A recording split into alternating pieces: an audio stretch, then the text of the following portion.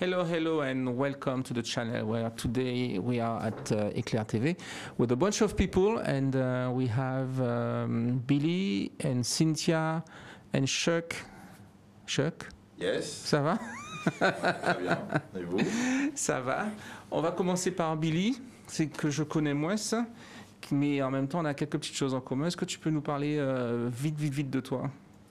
De moi? Oui. On demande toujours les origines. Pour moi, c'est tellement compliqué, les origines. Mais je suis guadeloupéen et américain, de nationalité française et américaine et vénézuélienne. Mais du coup, tu es né à Paris. C'est une histoire de dingue. Je suis né à Paris, mes parents vivaient en République centrafricaine. Et ils ont décidé qu'il fallait partir de là-bas pour que je naisse en France. Et puis vers les 2 mois, 3 mois, s'ils peuvent me corriger, on est parti tous au Venezuela. Et après, donc j'ai grandi au Venezuela. Tu es né à Paris, Venezuela. J'ai été élevé au Venezuela Après, parce qu'on n'est jamais resté à Paris. Ouais, je suis arrivé à New York au début de mon adolescence. Et tu es retourné à Paris, au Venezuela? Je suis retourné à Paris, j'avais 23 ans, je pense. Donc 8 ans, 23 ans, tu es dans le street art à New York. Ouais, je peins avec des gars qui font des graffitis dans les métros, je fais des trucs sur les murs à l'extérieur, je fais des stickers, des stencils. J'essaie de me faire voir un peu, quoi. Des 400 coups. J'essaie de me faire remarquer un peu. Et tu es revenu en Guadeloupe? Mais sans prétention, c'était que pour s'éclater, quoi. Et tu es revenu ici quand? Je suis arrivé ici à peu près il y a 15 ans. Et depuis, tu fais l'aller-retour? Je faisais l'aller-retour, moi, jusqu'à récemment avec le Covid, etc. Mais désolé. Rapproche-toi du micro. Ah. Ouais. Ouais, je faisais les allers-retours jusqu'à récemment. Mais c'est pratique d'ici de faire les allers-retours. Et dernière visite à New York, c'était 2019, c'est ça? C'était l'été dernier, ouais, avant le Covid. 20 ou 19? Je pense que c'est 19 maintenant, hein, vu que ça fait 1 an et quelques qu'on est comme ça. Hein. C'est ça. Cynthia, on se connaît aussi depuis longtemps? Très longtemps. Tu n'es pas de Marie Galante, les années. Les dizaines d'années? Non, j'ai dit je ne compte plus les années. Les dizaines d'années? Les dizaines d'années, oui. Oui, ça fait au moins plus d'une dizaine. Hein? Plus d'une dizaine. New York, c'était... 2005, 6 comme 2005, ça? 2005, ouais, je pense. Ouais. Mais on se connaissait avant. On se connaissait avant, oui. Et toi, tu es né en Guadeloupe? Alors, je suis née en Guadeloupe, enfin d'ailleurs, incontournablement. À côté de chez moi. On ne peut pas naître ailleurs qu'aux Abîmes, visiblement, en Guadeloupe. Mais de vieux habitants à la base. Alors, ma mère est de Vieux Habitants, mon père est de Pointe-Noire. D'accord, on fait la Côte-sous-le-Vent. Côte-sous-le-Vent. Ouais, c'est ça, à côté de chez Philibert, Irius. Exactement. Et j'ai grandi à Pointe-à-Pitre, jusqu'à à peu près 6-7 ans. Après Martinique, tu étais en Martinique, non? J'étais en Martinique 97 jusqu'à 2002. Pour faire quoi? J'étais à l'école d'art. Voilà, c'est ça, tu étais à l'école d'art avec Ernest, etc. Exactement. Et tu as fait aussi un peu l'école de Paris ou pas? Alors, je suis restée 3 mois aux Beaux-Arts de Paris. J'étais dans l'atelier de... Et ton frère, et Atadja Paul Tansky, Annette Missagi. Et Atadja a fait l'école des Beaux-Arts de Paris? Alors, lui, il a fait l'école des Beaux-Arts, l'IRAV, donc en Martinique. Et ensuite, il est parti à Chardon-Savard, donc plus une école de... Ça te parle, hein, de stylisme, modélisme. Ouais, je connais bien. Ensuite, il est allé à Cergy, les Beaux-Arts de Paris-Cergy, avec Orlan. Et donc, toi, tu as fait ça. Et tu disais tout à l'heure que tu as fait... Il y a Tadja on a fait une petite photo de lui. Bon, tu ne l'as pas vu, tu verras tout à l'heure. Et donc, toi, tu as fait un MBA. Alors, tu as fait des études d'art en tant qu'artiste et aussi des études de business administration. Voilà. Alors, moi, j'ai fait... Alors, même entre les deux, il y a d'autres choses. C'est-à-dire que j'ai d'abord fait une école d'art. Donc... le parcours des 5 ans. Là. Et ensuite, j'ai fait... j'étais à Paris, hein, j'ai fait une maîtrise d'histoire de l'art, enfin histoire et philosophie. J'ai continué donc avec un autre... d'autres chercheurs en fait, à Paris 8. Et là, j'ai commencé un doctorat que je n'ai pas soutenu, puisque bon, c'était 2010. Oui, mais ça, c'est en histoire de l'art, ça. Ça, c'est en histoire de l'art, voilà. Et mais le MBA, après, il est venu après? Et le MBA est arrivé donc, en 2013-2014. Ah, bien après. Bien après. Effectivement, c'était à l'EAC Paris. D'accord. All right. Mais moi, j'ai le souvenir que tu travaillais à la Poste.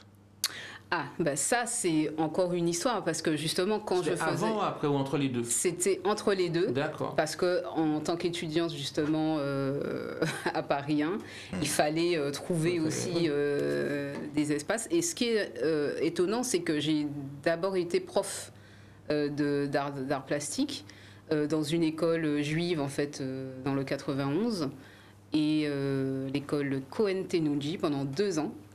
Mais Tu enseignais quoi? j'ai enseigné les arts plastiques. Mais la pratique? La pratique. D'accord. Enfin, au collège, avec un programme Oui, d'accord. Du collège, quoi. collège. Toutefois, il m'est apparu que c'était pas vraiment mon sentiment, en fait, l'enseignement, en tout cas pas au collège. Et attenant à ça, j'avais aussi donc monté l'atelier à Paris. Enfin, c'était à Pantin, hein, la friche dans le ventre de la baleine. Et ça me prenait vraiment beaucoup d'énergie d'organiser enfin, les vernissages, les rencontres. Et donc, le 91 me paraissait un peu loin. Et donc, j'ai pris ce parti pris d'être sur un travail un peu alimentaire et de conjuguer ma pratique à côté. Du coup, MBA. Et après, tu rentres en Guadeloupe? Et après, je rentre en Guadeloupe. Au Mémorial Act. Au Mémorial Act. Et je sais que tu vas passer la main, donc un petit clin d'œil avec l'ancien ministre Donnu de Fabre, en fait, qui était le parrain de cette session de MBA à l'EAC. Et qui est maintenant mon agent artistique. Qui est le copain de Choc. Donc le monde est fondamentalement J'ai petit. dit agent artistique. Comment tu vas, Choc? Ça va. Alors on toi- dit plus bien que mal. D'accord. Ouais. Et donc toi, tu es né ici. Je suis né ici. Et tu es parti quand? Je suis parti sans le vouloir. Premier départ, 13 ans. La chose, enfin, je suis né ici. J'ai été élevé par mes grands-parents, que je fais un clin d'œil de là-haut à eux. Il te Et regarde ensuite- du ciel. Ouais, et donc du coup, à 13 ans, j'ai quitté la Guadeloupe. La seule chance qu'ils m'ont donnée, c'est de faire une année sur deux, une année à Paris, une année en Guadeloupe, une année à Paris, une année en Guadeloupe. Et bon, quand ils ont vu que j'avais du mal à choisir, la dernière année, ils m'ont dit tu réfléchiras dans l'avion. Donc, ce qui veut dire, j'allais rester à Paris. En même temps, ce qui était sympa, Ça, c'était à 13 ans. 17 ans, puisque j'ai 17 fait ans. 13 ans, Paris, Pointe-à-Pitre, Paris. Paris, je reste une année. Ensuite, je reviens en Guadeloupe Donc voilà, une année. ça dure jusqu'à 17 ans, Ouais, et à voilà. 17 ans, finalement, Et à tu 17 restes. ans, finalement, je reviens. Et en même temps, ça m'avait permis de jouer avec les deux villes, les deux cultures, Pointe-à-Pitre et Paris. Et en même temps, j'avais ramené le hip-hop un peu en Guadeloupe à l'époque. Et après. Est-ce que Pardon. Choc One, c'est une légende? Alors, ça, On commence dur, là. Ouais. Alors, non, enfin, je sais pas. Est-ce que tu sais ce que la légende Attends, dit? attends, 2 secondes, je vais finir.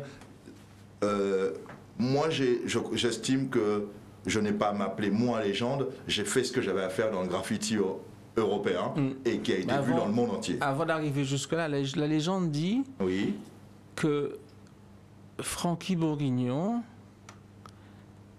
que Choc One est animé par une revanche sur Frankie Bourguignon. Ah, ça, c'est la légende parle pour. Est-ce que Ouais. tu comprends le sens de la Je question? comprends, heureusement que je suis Frankie Bourguignon et Chuck à la fois. Donc C'est ça. Dr. Jekyll et Mr. Hyde. Voilà. Je veux dire, est-ce qu'il y a Il y a deux personnages. Est-ce qu'il y a ce Frankie Bourguignon Oui. de la Guadeloupe qui part Il y a Frankie et qui Bourguignon. dit je vais revenir différemment? Non, il y a Frankie Bourguignon qui part et qui dit je vais me construire un autre personnage que je souhaite réellement pour moi. Et parce que le chemin de vie déjà ici, je suis né en étant né à Boissard, en Kachima-Lokola. Mes parents m'ont abandonné, je me suis retrouvé à la DAS. 73, le fameux cyclone ici, mes grands-parents viennent récupérer ma grand-mère, plus ou moins à Solitude, viennent me récupérer. Et du coup, à 1973 jusqu'à mes 13 ans, je me retrouve donc 83 chez mes parents, 10 ans pile, exactement. Ta grand-mère vient te récupérer, tu as quel âge? 3 ans. D'accord, donc tu te souviens pas vraiment de la DAS en fait. Je m'en souviens pas, mais quelque Mais tu part, sais, j'ai c'est là, quoi. la vie, elle est là, là-dedans. Oui. L'âme, elle est là. Oui. L'âme, elle est là. Et du coup, les eaux montaient. Et du coup, après, ensuite de ça, ce que je m'en souviens très bien, c'est que tout l'amour que j'avais perdu très tôt dans ma vie, Mes grands-parents ont fait tout le travail et je leur remercie. Et c'est de là que j'ai continué ce chemin de développement personnel. Et à 13 ans, quand je quitte la Guadeloupe pour Paris, je me souviendrai toujours d'une phrase que je dis à mes amis parce qu'on avait pris l'habitude de rester sur le banc en béton. Je leur dis, les amis, les gars, je m'en vais. Et ils me disent à demain.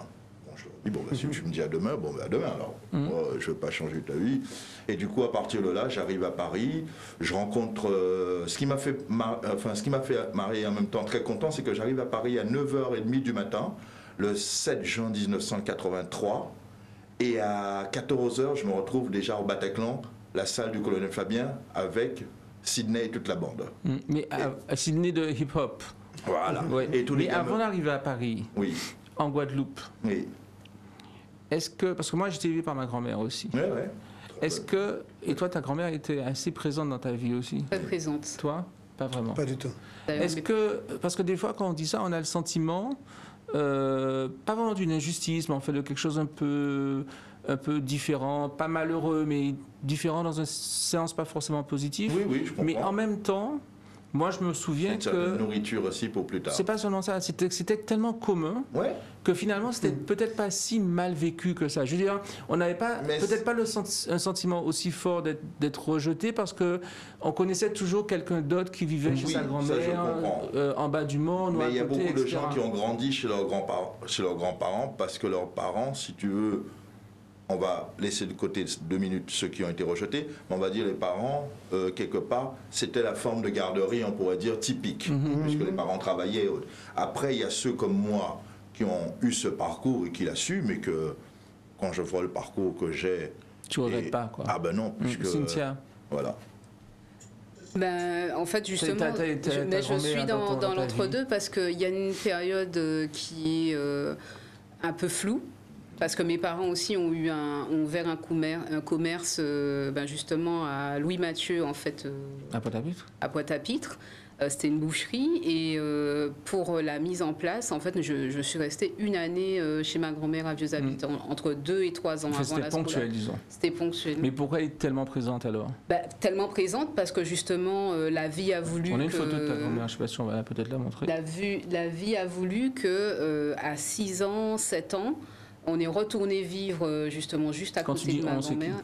Toute ma famille, enfin mon père, ma mère, puisque ce sont des histoires de famille, on est bousculé dans nos objectifs. Mon père avait une boucherie qu'il a dû vendre, enfin bon, c'est toute une histoire. Photo, tu l'as exposée à TNT notamment. Exactement. C'est toi qui as pris la photo? Exact. En 2002.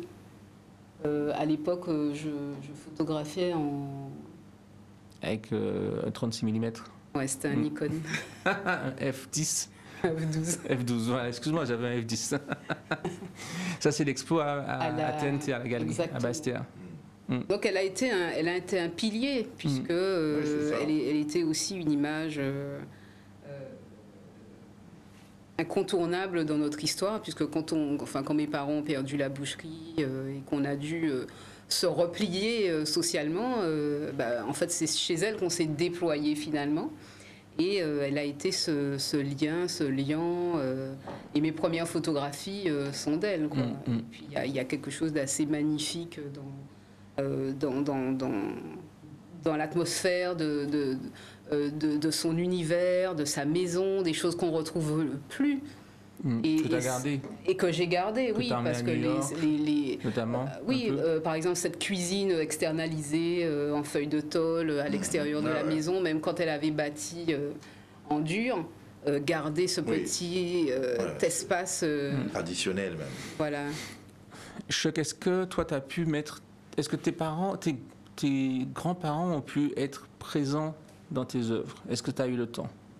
Dans les œuvres majeures, je signe le nom de mes grands-parents, sinon de le reste, je signe Chuck, puisque j'estime que j'ai pas, à semer leur nom dans tout. Par exemple, dans l'œuvre mémoriale, c'est signé le nom de mes grands-parents. Mais est-ce que tu as des photos? Est-ce qu'il te reste des photos de mes grands-parents? Ah oui, complètement. Mais même dans les seules photos où on les retrouve, c'est-à-dire dès l'entrée dans mon atelier, il y a un grand portrait en 1 mètre par 1 mètre de ma grand-mère. Et mon grand-père, il y a des plus petites photos. On va dire, pour une fois, ça a changé le truc.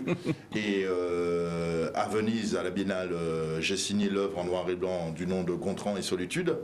C'est un peu comme le livre de Placouli de Frère Volcan, Vincent Abder et Némorine.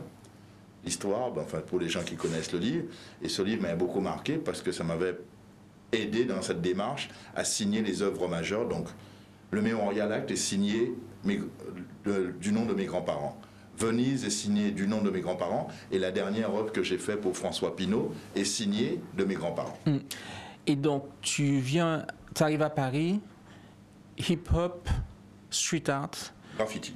Voilà. Est-ce que tu es un street artiste Billy disait qu'il n'est pas un street artiste, mais il vient de la rue. Est-ce que tu dirais la même chose? Moi, je suis I'm a dude from the street that makes art. Voilà. Moi, je C'est suis... what? I'm a dude from the street that makes art. I'm a dude from I'm the a street. street man, like Yes. they say, and I make art. All right. Alors moi je dis autrement, moi je dis c'est quelqu'un à la base, ok, comme me disent beaucoup de copains américains, hollandais ou français, j'ai un parcours assez original et la réussite aussi, parce que je suis quand même dans beaucoup de musées aujourd'hui, mais j'ai pas découvert le graffiti par le graffiti lui-même. Mes premiers graffitis ont été découverts sur la sécurité sociale, derrière le jet d'eau de Bergevin. C'était les mots inscrits en 1979 par les premiers indépendantistes, par la bande à Gabi Xavier et autres, l'UGTG. Français d'héros. Voilà, exactement. Libéré, Non, mais c'est vrai. libéré, Et de là, c'est là que c'est mes premiers graffitis que j'ai vus, Ouais, et effectivement, 79. Et je demande à mes grands-parents, ma grand-mère, surtout que j'étais dans sa jupe, qu'est-ce que ça veut dire? Mais elle ne voulait pas chercher à pas répondre, c'est mon oncle qui me donne les définitions claires et nettes plus tard. Et c'est de là que ça m'a appris un travail, ça m'a permis un travail de profondeur, c'est d'apprendre un peu toute notre histoire, esclavage, colonisation, départementalisation et ensuite le reste. L'errance identitaire surtout. Voilà. Donc la rue a forcément un caractère un petit peu de libération des peuples, de revendication, parce que c'est un petit peu ce qu'on disait par rapport au pochoir. Ouais, tout à l'heure. c'est une expression qui a... Voilà. Ça veut dire que la rue est là pour que tu puisses t'exprimer là-dessus. Et souvent, les moyens qu'on utilise sont ceux les plus pratiques. C'est ça. Ça veut dire la craie, Et je dirais la même bombe, que les pochoirs. dans le graffiti, on retrouve la résonance des messages de la rue. C'est ça. Voilà. Parce que en fait, Et l'écho des voix non entendues de la rue. mais ce qui m'intéresse aussi, Oui. c'est, tu sais, par exemple, moi, je fais beaucoup d'écriture aussi, je fais pas mal d'écriture, et dans le sens de l'écriture même, parce que le street art, t'as ceux qui s'intéressent à l'écriture, t'en as d'autres, c'est des portraits, etc. J'ai toujours été assez, je sais pas comment dire, de ce truc français d'héros. Parce que si tu veux, moi quand j'étais petit, je disais, ah mais pourquoi ils disent aux Français de sortir et tout. Mais en réalité, ils disent aux Français de sortir, mais ils le disent en créole.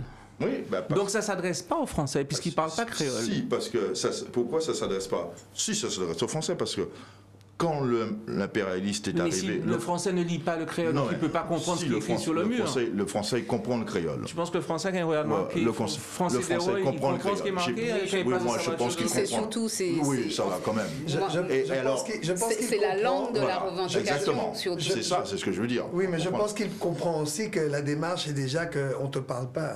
Voilà. Oui, On n'est pas on en train de te n'utilise parler. pas les outils C'est un de message ta qu'on langue. envoie entre C'est nous. ce que j'allais revenir Voilà, parce donc que... c'est pas à lui qu'on parle. C'est pas à Non, lui si, qu'on parle. indirectement, oui. Moi, je dirais Indirectement, indirectement, oui. Pourquoi? C'est un Parce que... sentiment partagé. Non, parle en pas même du tout. temps. C'est que je pars du principe, tu arrives dans un territoire qui n'est pas toi. Mais c'est pas tout à fait vrai. Si la phrase Guadeloupe est On pas pourrait française, rentrer dans les elle détails est de à qui? l'histoire, mais ça nous prendra 2 émissions, on va dire. Bon. Pas grave. On va On va essayer dire qu'on n'est pas forcément d'être d'accord sur ça. Mais Voilà. bon, tu arrives dans un territoire où Qui tu n'est n'es pas né. Où il y a des indigènes. Sur lequel tu n'es pas Ou né. des indigènes, où il y a des Caribéens. Il y a des Sarawaks, enfin, Taïnos, on va dire toute une... Voilà. Qui n'est pas à toi. Pardon le micro. Voilà, qui n'est pas à toi. Mais en fin de compte, par rapport à ça, c'est qu'il y a une domination qui est mise en place sous plusieurs formes, dont on va dire les dérivés du code noir. En plus, là-dessus, on ne peut pas imposer aux autres ce que nous, quand je dis nous, aujourd'hui, je suis français, mais en même temps, je le dis quand je dis nous, ce que nous, on n'aimerait pas subir. Voilà, exactement, en le disant comme ça. Et de plus, moi, ce qui m'a vraiment... Et c'est con, parce que dans la vie, à 9 ans, quand j'ai vu ces phrases, moi, je comprenais déjà très bien le créole et même le sens des mots. Tu parles créole? Hein? Tu parles créole? Ah, pas les créoles, là, c'est bien.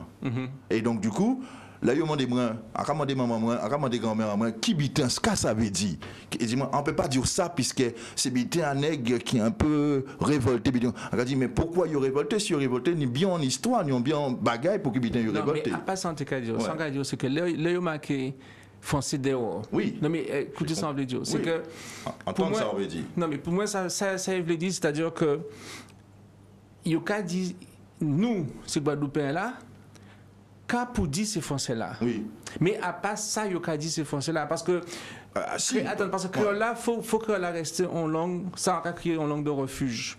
Moi, quand il y a une langue de. C'est-à-dire que si on langue que nous. Non, pas seulement rébellion, mais de refuge, c'est-à-dire que en langue, c'est-à-dire que nous, qu'à parler comme ça. Ouais. Mais en langue qui pas d'incident, ne peut pas comprendre. Oui, enfin, on ne peut pas comprendre, mais à donc créer l'agneau bitin qui. Ça veut dire c'est que ces plans-là, normalement, il pas l'idée déjà de changer la façon d'écrire français est une rébellion en elle-même. C'est ce que je dis, à l'instant. Visuellement. Mais le créole n'est pas une façon de changer la façon de parler. Mais c'est à ça que ça ressemble quand tu écris français. Voilà. C'est pas un mot à part, comme pourrait l'être des conjunctions.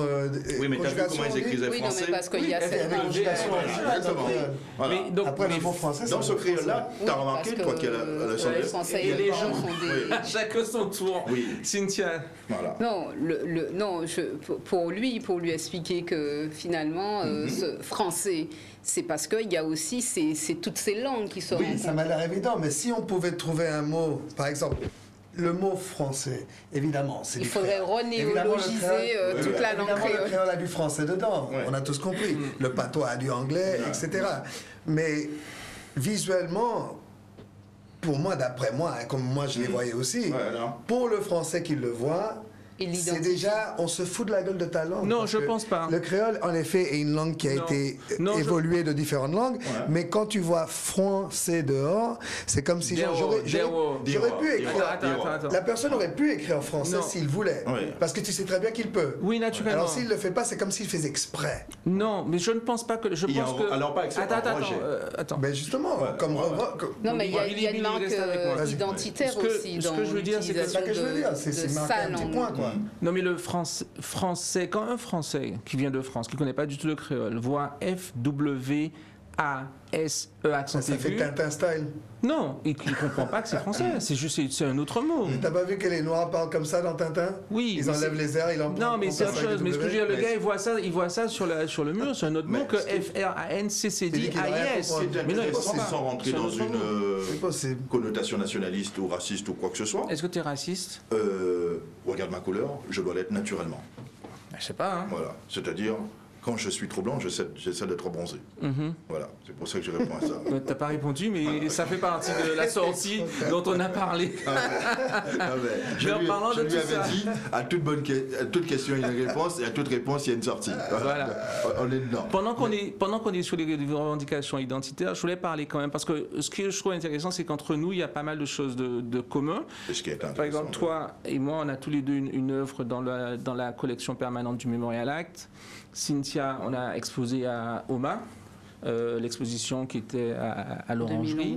Billy et moi, on a fait le palais du musée des monuments français. Voilà. Et Billy et moi, on a New York en commun. Mais donc... Alors moi, je vais chercher un lien avec Billy. Non, il faut juste chercher un lien avec moi, ça suffit.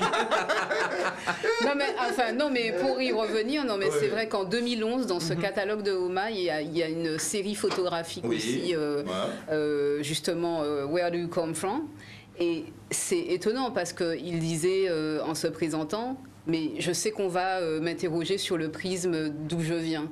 Et c'est une question qui est tellement récurrente aussi que cette série que j'avais fait parlait justement des migrations. Mais et c'est dans OMA? Oui. Donc j'avais fait 2 heures parce que moi j'ai vu que l'installation. Il y a eu que l'installation, mais par contre dans le catalogue il y a eu les photos de l'expo de OMA. Et dans le catalogue, il y a une reprise de cette série photo. Mais on va revenir sur Omar. Ce que je voulais finir avec toi, Chuck. Donc, Chuck, ce que je voulais te dire, du coup, par rapport au Memorial Act, ton œuvre est très différente de la mienne. Ah oui, heureusement. Tu vois. Et quelque part, moi, ton œuvre, je trouve que j'ai le sentiment que la différence qu'il y a entre les deux, c'est que dans un sens, toi, J'appuie là où ça fait mal. Moi, j'ai le sentiment que c'est une représentation d'un événement passé. Oui, ben c'est ce qu'on m'a dit. Attends, mais j'y vais. Oui, vas-y. Et où, en fait, tu cherches à mettre en place, à représenter le passé avec toute sa violence pour être sûr qu'il n'est pas oublié, dans un sens. Oui, ok. Et moi, j'ai le sentiment que mon intervention est plus dans le sens de mettre à jour les mécanismes, en fait, de la domination. Oui.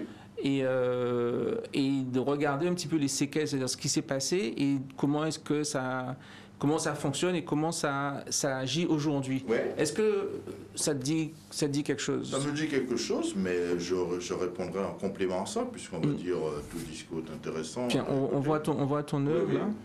L'œuvre que j'ai faite démontre déjà, il y a un principe qui est fondamental dans toute société, qu'elle soit africaine, d'Europe, du monde entier, peu importe d'où on vient, peu importe de quel continent, peu importe quelle terre on vient, c'est la liberté d'expression. Oui. Avant d'arriver sur le... Avant d'arriver sur ce qu'elle veut dire, juste sur le plan formel.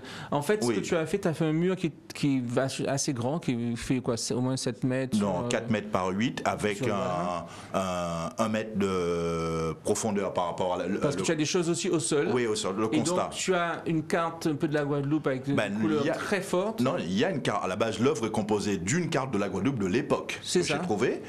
Et du coup, sur cette carte, j'ai embrasé la Guadeloupe comme elle était à l'époque. Donc les couleurs sont rouge, le feu, puisqu'il faut dire. Ça représente l'explosion. Ouais, complètement de Matouba, de la, on s'appelle. Le lieu où se sont fait exploser. Voilà. Et donc tu as l'explosion et donc tu as les corps qui sont un peu déchiquetés et éparpillés. Complètement. Alors moi, étrangement, jusqu'à ce que je fasse la recherche sur ton travail, moi j'avais ce sentiment où tu es immergé en fait, puisque l'œuvre n'est pas que sur le mur, il est aussi au sol. Oui, bien sûr. Tu as une sorte d'immersion. Et moi, j'avais le sentiment qu'au contraire que ça se passait dans l'eau. Non, c'était le passage du milieu. Ça ne peut pas se passer dans l'eau parce qu'il y a un grave travail anthropologique même dans l'œuvre. Mais tu as eu beaucoup de morts, si tu veux, dans le passage du milieu. Tu vois ce que je veux dire? Oui, c'est pourquoi j'ai toujours eu cette projection. Mais à part que là, si tu veux, de toute façon, l'acte de cette époque et la pensée de cette époque, avant qu'elle soit sur Terre, on dirait, bien des fois, des corps sont restés enfouis au devant des océans et des âmes ont réussi à faire le chemin jusqu'à la Terre. Voilà. Quand je dis des âmes, on sait de quoi on parle.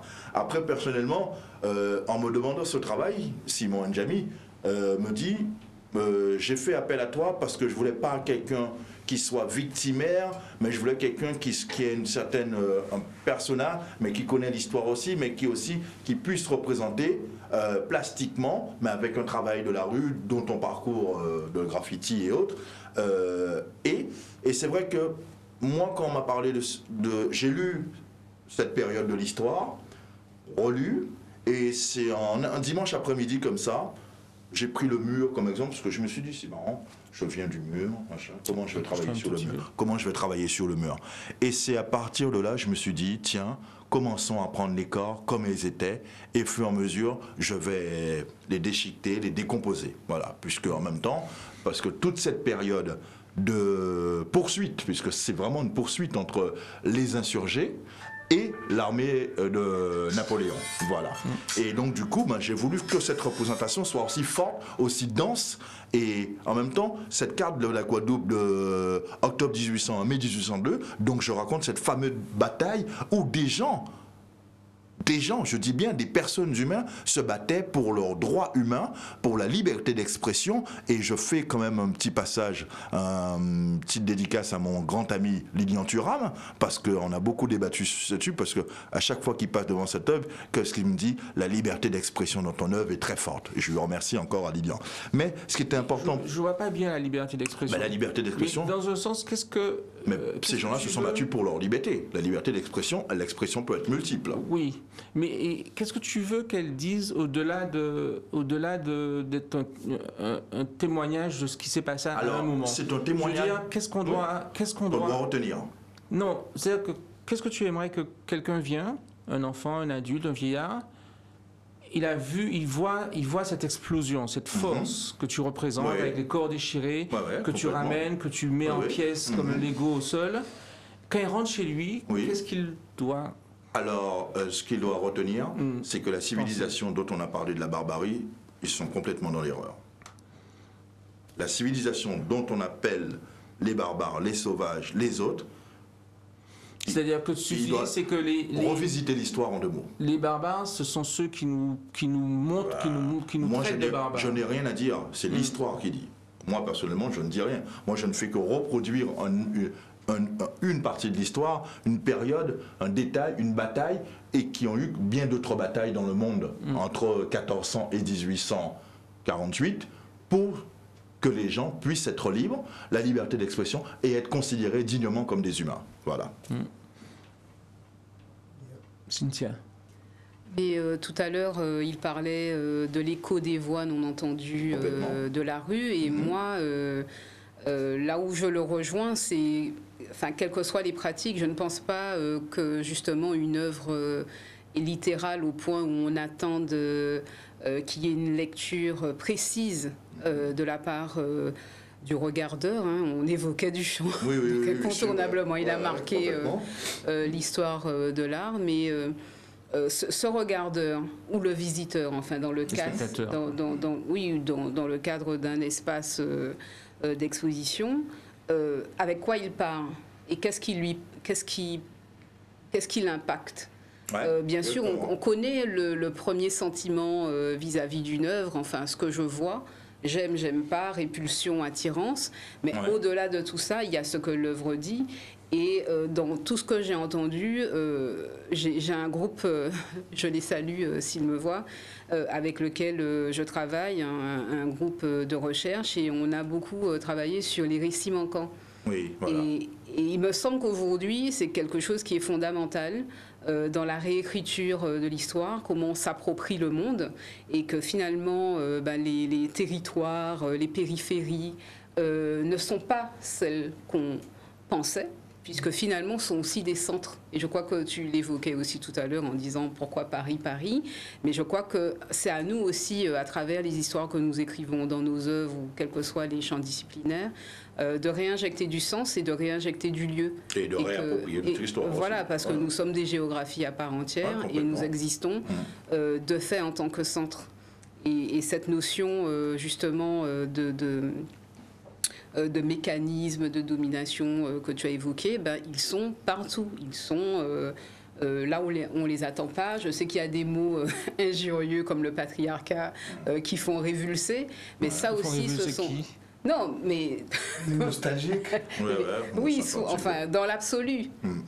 Il y a quand même... Ce sont des mots qu'on prend. Et moi, si je vais dans mon travail, il y a aussi cette pratique aussi de se réapproprier des récits, de redonner du sens peut-être là où on a invisibilisé. Et je sais que, par exemple, dans ma pratique d'écriture, enfin, que je parle d'écriture à la fois photographique, même dans mon parler ou dans mon écriture textuelle, j'essaie vraiment d'avoir, on va dire, un positionnement assez épicène, c'est-à-dire un positionnement où il n'y a pas de sexisme dans la langue et où je réinjecte, enfin, peut-être que je reféminise, mais bon, je ne l'ai pas inventé, finalement, cette technique d'écriture inclusive. Je le faisais au début un peu par automatisme. Dans mon histoire, on a parlé de cette grand-mère, de toutes ces femmes qui jonchent l'histoire. Et donc, je me faisais relire récemment par des amis en fait, qui travaillent dans des éditions à Paris. D'ailleurs, je les salue, le couple Silberstein. Et ils me disaient, mais tu as une pratique effectivement d'écriture inclusive, mais elle n'est pas systématisée. C'était quand ça? C'est vraiment dernièrement en fait que je me suis fait relire, même la semaine dernière. Et je me suis rendu compte que, enfin, même dans nos propres volontés de défaire des schémas existants, on garde encore des principes qui nous précèdent. Du coup, on part de la domination noir-blanc ou blanc-noir à la domination patriarcale, mais on va y revenir, mais je voudrais juste passer par revenir un petit peu sur Romain, parce que c'est un petit peu c'est une des expositions à laquelle on a tous les deux participé, Et un peu comme j'ai cherché un peu une relation entre l'œuvre de Chuck et la mienne. Et par rapport à la tienne, toi, tu avais fait une installation vidéo sculpture. Et moi, c'était là où je présentais pour la première fois Blood. Donc moi, mon œuvre était à l'extérieur. Et donc, est-ce que, dans une certaine mesure, parce que quand tu parles de l'œuvre que tu as présentée, on la voit ici, ça c'est l'installation, et puis il y a pas mal de dessins aussi qui, je pense, qui ont paru dans le catalogue ou dans le Beaux-Arts qui était réservé à l'exposition. Tu parles de posture, de mémoire, de contemplation. Alors, c'est intéressant parce que, si tu veux, aussi tu dis que c'est un mélange de beaucoup de choses sur lesquelles tu as déjà travaillé à l'époque. Et quand je t'entends parler ici, tu as cette propension à parler de choses, puis d'autres, puis d'autres, puis d'autres. Et donc, c'est une sorte de grande chose remplie, de choses qui sont intéressantes et vraies. Et au bout du compte, on a peut-être du mal à simplifier ou à synthétiser, tu vois. Alors, Et donc, moi, en fait, toi, d'un côté, tu présentes cette chose qui est plutôt calme, avec des images de la plage, enfin de la mer, avec de la musique de Schwarzbart, avec un siège qui représente un peu un cocon. Et toi, tu es à l'intérieur de l'exposition, mais à l'intérieur de l'exposition, tu es dans une boîte, dans la boîte de l'expo. Et moi, je suis dehors dans le jardin du Luxembourg, avec une sculpture rouge marquée Blood, qui est plus un peu une accusation, en fait. Et mais toi, tu es finalement, dans une démarche un peu différente. On a les deux, on a ton installation et le dessin ensemble. c'est intéressant parce que souvent, il est important de situer les périodes. Là, on est en 2011. Tous les travaux que j'ai fait avant sont des travaux, enfin, les installations sont vraiment en quête de. Il y a, on retrouve un principe aussi d'accumulation, de réappropriation, de densité, de toutes ces histoires justement que j'ai envie de raconter, qui sont des bribes de récits biographiques en fait, qui viennent d'ici et là, parce que j'ai eu une démarche en fait photographique pendant des années en Martinique, où je suis allée dans des anciennes maisons, des maisons abandonnées. On sait comment, en fait, sur nos territoires, il y a beaucoup d'indivisions. C'est une pratique photographique où j'entrais dans les maisons, je photographiais des lieux suspendus. Je suis même allée dans une maison où il y avait cette espèce de grand lit, un portrait familial, et il y avait un chien mort, je n'ai jamais oublié ça, au pied du lit. Et c'était impressionnant parce que c'était comme des arrêts sur image. Mais au bout d'un moment, quand il y a eu l'exposition OMA, je me suis interrogée en fait pourquoi on était toujours et fondamentalement invité dans ce type d'exposition. J'ai pas dit non, mais j'ai trouvé que c'était l'occasion d'un pied de nez aussi finalement. Voilà, mais explique-moi le pied de nez. Parce que en fait cette pièce, oui voilà, cette pièce pour la première fois, j'épure mon travail. Il n'est plus, je l'épure.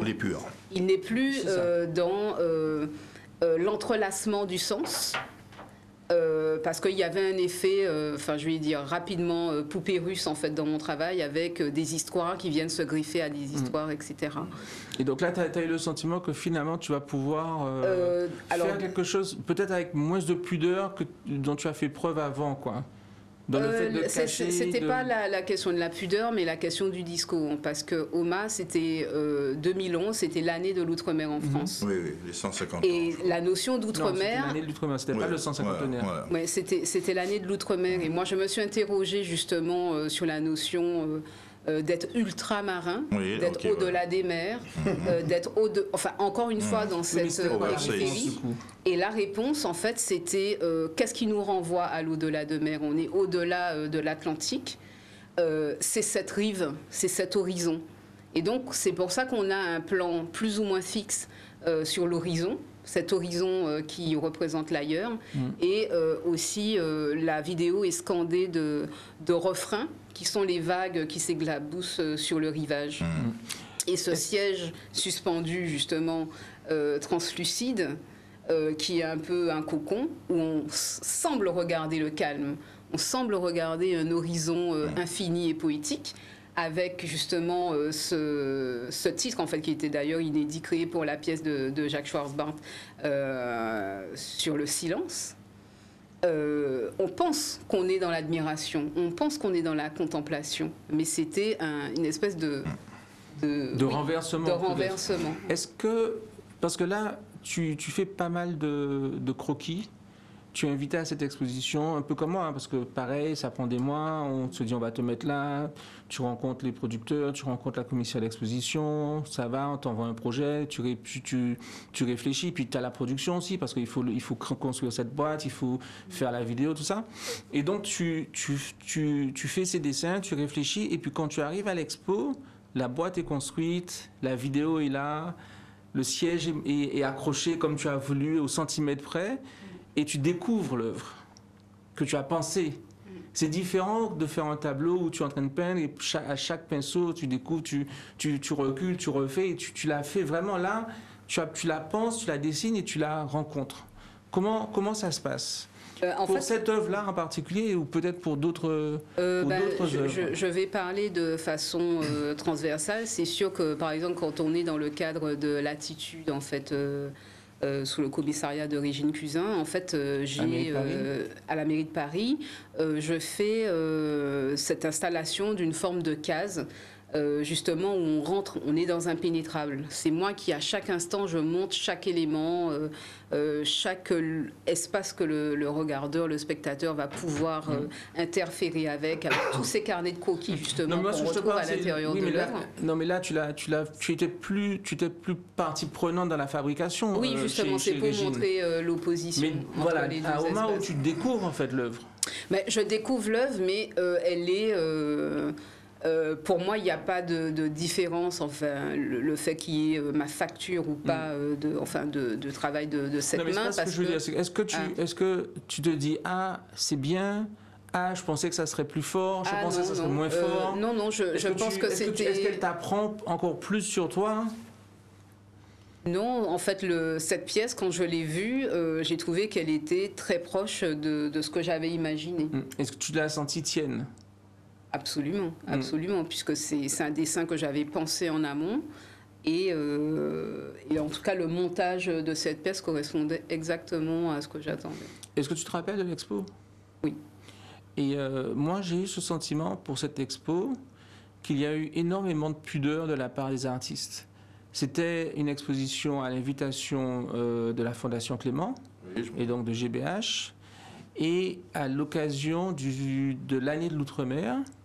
Et j'ai eu le sentiment que les artistes, peut-être moins dans leurs œuvres, mais aussi dans leurs œuvres, mais aussi dans les interviews, dans leur façon de présenter leurs œuvres, j'ai trouvé qu'il y avait beaucoup de pudeur, une très grande satisfaction d'exposer à Paris, mais comme si, en fait, la relation entre l'Outre-mer et la France, c'est ce que j'ai senti.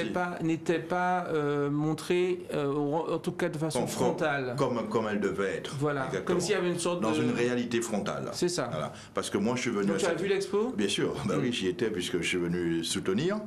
Malgré que je me souviens, en tant que Parisien, et puis on revient comme ça, une petite anecdote que tu parlais d'écriture. Moi, j'ai été nommé pendant 3 ans King du métro, parce que le métro était ma surface. King, ça veut dire roi. Roi du métro, par le métro parisien, la ligne 2, la ligne 9 et la ligne 13 qui étaient les lignes importantes, et c'était la ligne 2 ou la ligne où il y avait le fameux terrain vague de Stalingrad. Donc, parle-nous demain. Oui, j'allais revenir. Et du coup, pourquoi je dis ça? Parce que quand je suis arrivé dans l'exposition, on revenait du terrain vague, et j'avais traversé tout Paris pour assister, même si je suis arrivé à la fin, et je trouvais que je me dis c'est fou parce que moi qui suis quelqu'un qui on a des photos qui va de l'avant, mais surtout qui s'affirme, qui s'impose, et il n'y a aucune raison que les autres sont venus s'imposer chez moi, et une fois que moi je suis chez eux, que je ne dois pas m'imposer. Et c'est vrai que comme tu dis si bien, je trouvais les artistes même voire très effacés. Tu parles des œuvres ou de les artistes, les deux, l'ensemble de l'exposition. L'exposition déjà, je la trouvais très reculée par rapport au centre de Paris. Non, c'est le jardin du Luxembourg. Oui, mais je connais. Ah ben non, tu peux pas dire ça. Cinquième. Oui, mais je connais. C'est au milieu de Paris. Tu parles à un mec qui mieux que moi, peut-être. Je crois quelque part, j'ai aidé Haussmann à faire Paris. Voilà. Donc, c'est pour ça que je dis ça. Mais moi, je suis Haussmann, moi. Tant qu'à faire. Voilà.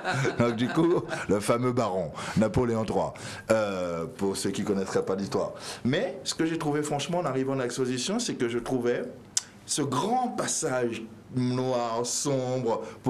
Tu parles de l'œuvre de Cynthia? Non, je parle de la conception, de la scénographie de l'exposition. Oui. La salle était très longue. Voilà. Moi, j'exposais dehors, donc. Oui, voilà. J'y Toi, étais tu as peu. le jour de la chance, donc c'est normal, Haussmann avait pensé à ses arrière-petits-enfants. Voilà. Mais ce qui était très marrant, c'est que je me souviens, je suis arrivé dans l'exposition et je me dis, tiens, c'est marrant. Parce que... Et puis, moi, alors, autre originalité, c'est que je trouvais les artistes étaient trop bien habillés. Ah bon? Ouais. Alors moi, me connaissant... on va pas Oui, juger un livre. Non, mais je dis ça comme ça, parce qu'il y a un côté, il faut être poli. C'est-à-dire, nous, par exemple, on était au musée en 91, on était tranquille. Il n'y avait pas besoin de... On va regarder. Voilà, c'est ça. C'est ça, on était au musée. Alors au musée, pourtant, la plus grande exposition de graffiti au monde, 91, alors que nous demandons... Mais heureusement, on sort de l'atelier, on vient comme on est. On va regarder par nature. Voilà, on va regarder les images du vernissage, peut-être si la régie arrive à nous les trouver. Mais pour parler des vêtements sacerdotaux, moi je trouve le contraire. Parce que quand j'expose en Italie, à Milan, à Turin, tout ça, mes potes artistes, voilà, tu vois, il y a Maximin, voilà, François Pinault avec Bernard Ayotte, il y a Jacques Martial à l'époque. Maximin, Larcher. C'est quand même une expo qui était bien fréquentée, on peut dire. Ouais, mais à la limite, pour le Parisien, ils s'en foutent. Moi, j'ai fumé un pétard de shit devant Mitterrand. C'est quand même pas mal. Mais pour parler, pour faire...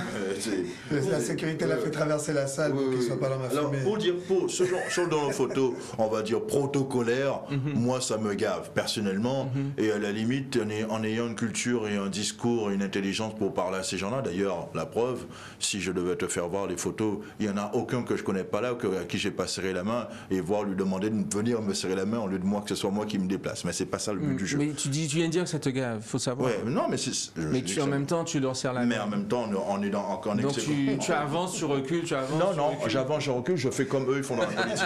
Voilà. C'est-à-dire comme quand ils font de la politique pour les Est-ce que quand on peint trop ou beaucoup, quand on expose beaucoup, est-ce que ça devient un peu de la politique? L'artiste est déjà politique en lui-même, parce que pour moi, c'est pas le travail qui ramène. Et la source de travail est politique. C'est-à-dire, quand je dis la source de travail, le fond du travail, les mots MAUX, parce que, pourquoi je dis ça? J'ai tenu à mettre l'être humain au centre de mon geste artistique. Et j'ai tenu à être quelque part un représentant du peuple dans ma peinture. Et aujourd'hui, même à travers ce que je peux faire pour peu importe, moi je pense que, et je le dis d'ailleurs dans un de mes textes récemment pour un magazine qui va sortir, c'est qu'aujourd'hui, quel est le meilleur politique au sens propre du terme que l'artiste qui doit prendre ses responsabilités et être le représentant du peuple et de ses mots? Je parle de ces mots. Les œuvres. Bien sûr, MAUX, voilà. Plus que jamais, puisque aujourd'hui, quand on travaille sur des œuvres aujourd'hui, c'est difficile d'avoir, on va dire, une forme de distanciation ou de regard critique. Mais 10 ans, 20 ans, 30 ans après, c'est les œuvres qui nous disent l'histoire. Complètement. Et en parlant, mais c'est intéressant. Un truc aussi, Attends, parce que je veux finir avec Cynthia, mais je t'oublie pas. Parce que ce qui m'intéressait aussi, c'est pendant le confinement, tu t'es prise au jeu de travail avec les œuvres historiques. Oui, parce alors, que c'est intéressant parce que mais juste pour placer. Donc du coup, on a retrouvé ton œuvre que tu as faite à partir du portrait de d'une négresse. Comment elle s'appelle cette artiste? Marie-Guillemette Benoît. Marie-Guillemette Benoît. Je l'ai sous les yeux, mais je ne sais plus si c'était le nom de la négresse, c'était le nom de Madeleine. Et donc, cette œuvre a été reprise aussi par une autre photographe que tu connais peut-être, américaine, qui s'appelle Ayanna Venicia Jackson. Oui, je l'ai rencontrée elle avec est juste toi, ici, ouais. Et dans les deux œuvres, en fait, vous toutes les deux, vous mettez en jeu. et vous prenez la place de cette femme esclave qui était guadeloupéenne, qui s'appelait Madeleine. Mais en même temps, c'est une pratique d'autoportrait qu'on retrouve aussi chez beaucoup d'autres photographes, beaucoup de femmes, Cindy Sherman par exemple, Ayana, j'en oublie quelques-unes. Est-ce que tu peux nous parler, d'une part, cette œuvre en particulier, on a Cindy Sherman ici, cette œuvre en particulier, est-ce qu'elle est née d'un challenge sur Facebook ou de ces challenges d'Internet, ou je me trompe? Alors, cette œuvre est née, effectivement, comme je disais, il y a cette...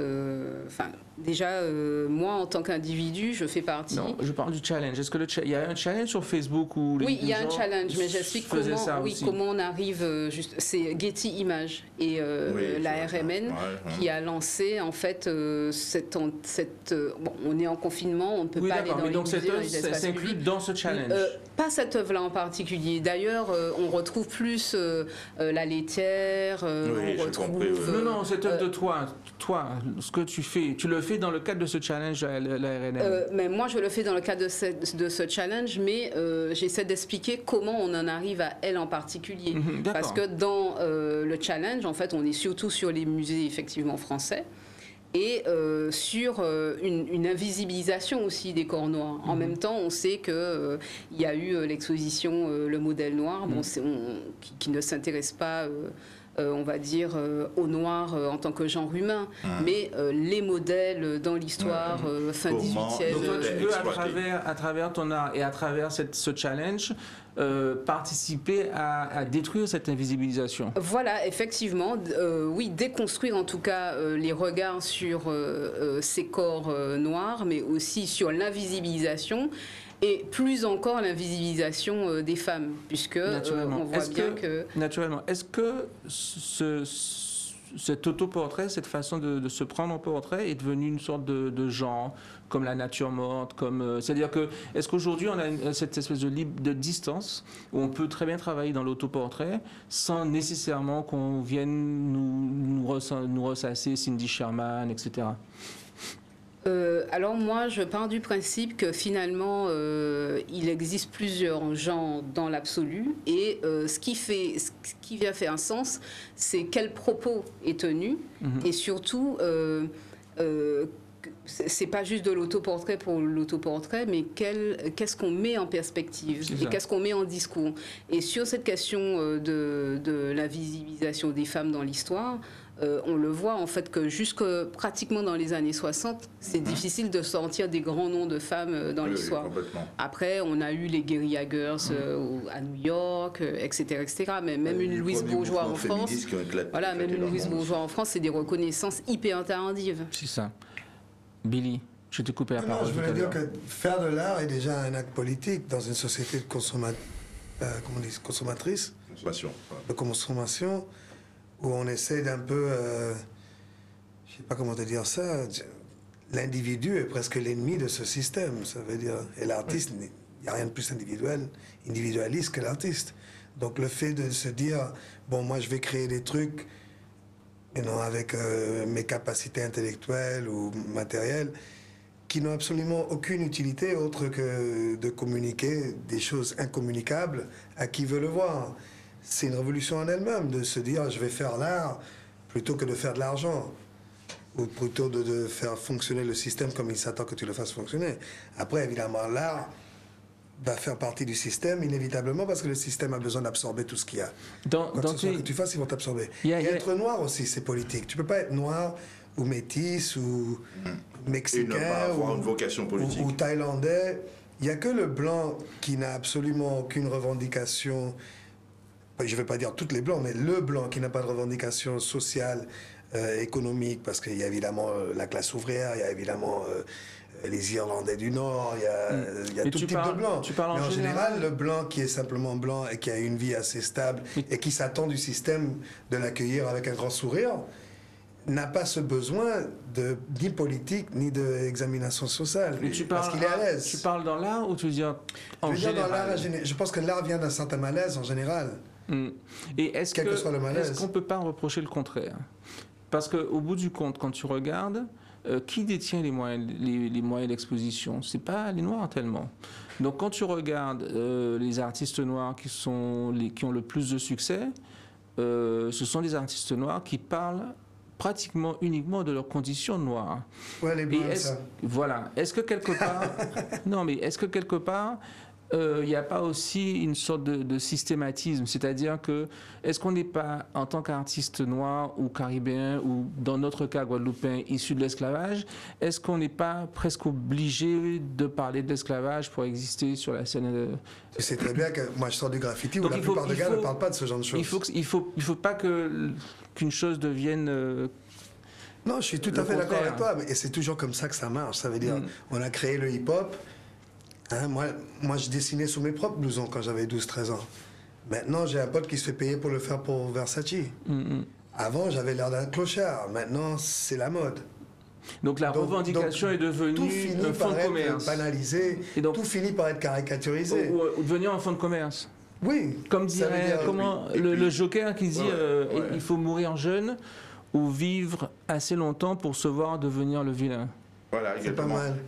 Et puis par rapport à ce qu'il disait Billy, il y a un truc qui est intéressant, c'est que dans cette caricature, j'aime pas dire ça, moi j'aime pas dire le terme blanc souvent, je préfère utiliser le terme scientifique de leucoderme.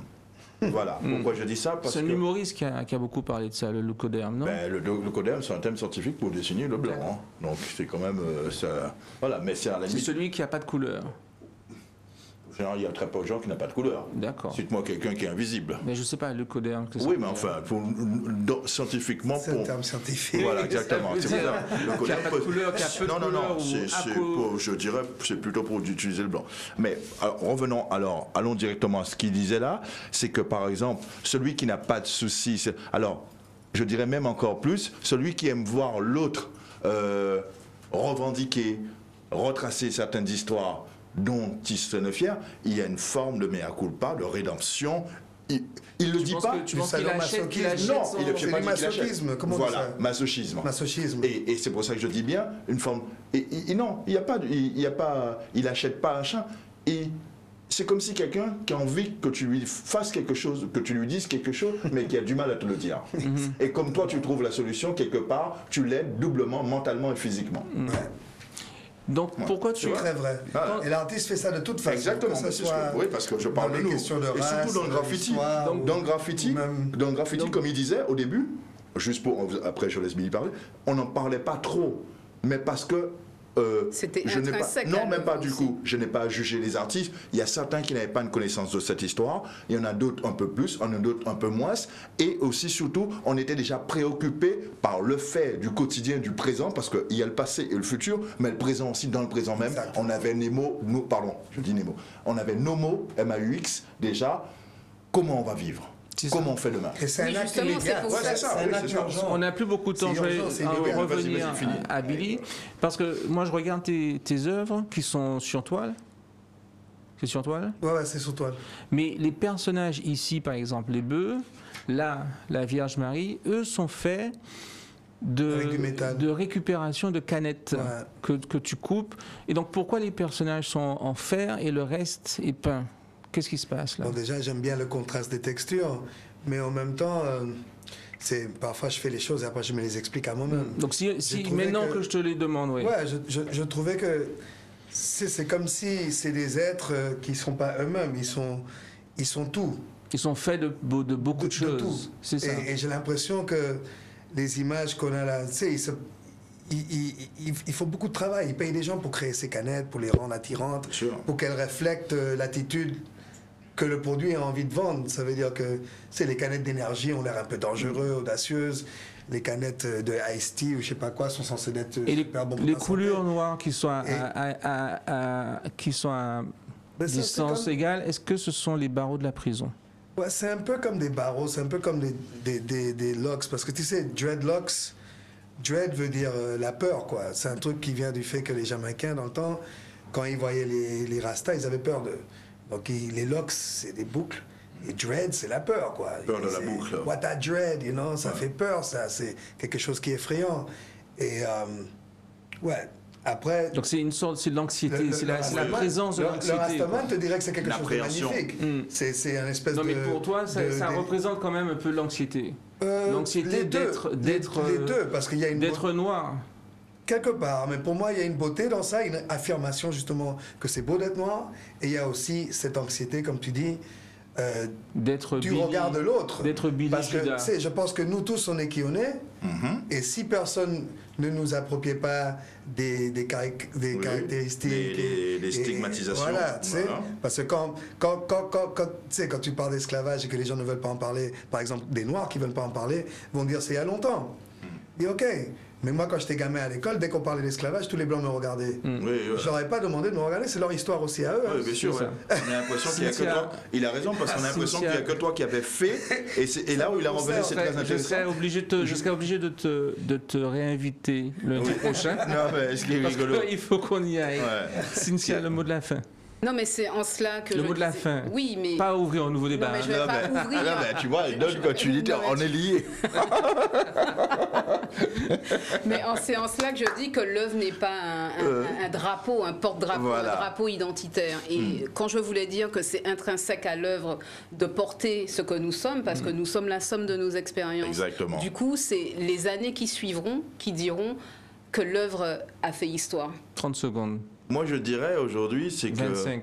nous, on doit pouvoir aujourd'hui réécrire notre histoire en couleur, certes, mais faire en sorte que c'est nous qui devons détenir dans le futur et les prochaines générations notre statut et notre dignité. Tu vas revenir parler de tout Ouais. ça. Ouais, il faut que notre 30 perspective soit secondes. entendue. On crée l'avenir, là. C'est subliminal, mais Se sublimer, on ouais. crée l'avenir. Ouais, exactement. On essaie de réécrire la façon dans laquelle on est vu. All right, thank you very much. I Et will merci see- à toi de nous avoir invités. Avec plaisir. I will see you Voilà. next Merci, time. Thierry. We are. Bye.